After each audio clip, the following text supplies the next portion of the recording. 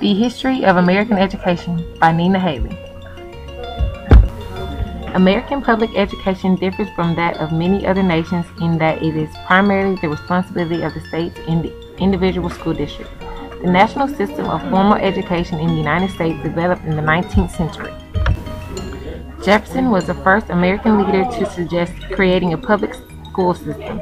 His ideas formed the basis of education systems developed in the 19th century.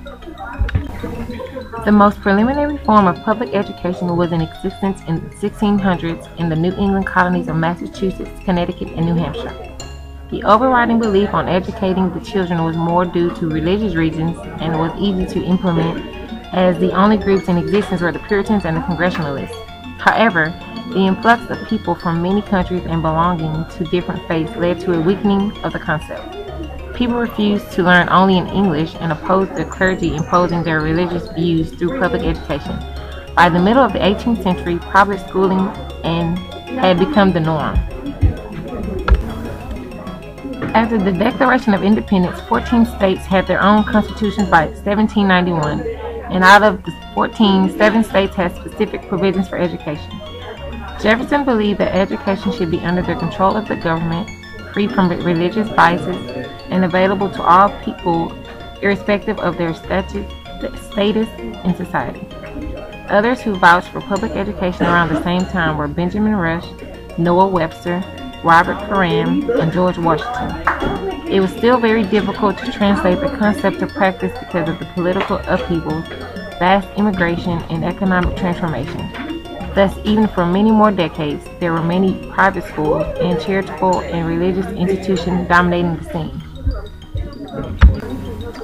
Until the 1840s, the education system was highly localized and available only to wealthy people.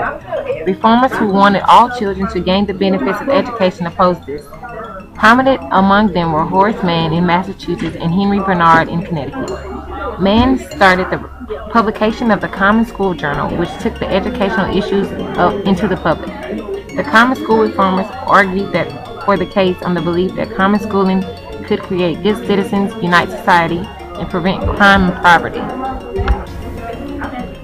As a result of their efforts, free public education at the elementary level was available for all American children by the end of the 19th century. Massachusetts passed the first compulsory school attendance laws in 1852, followed by New York in 1853.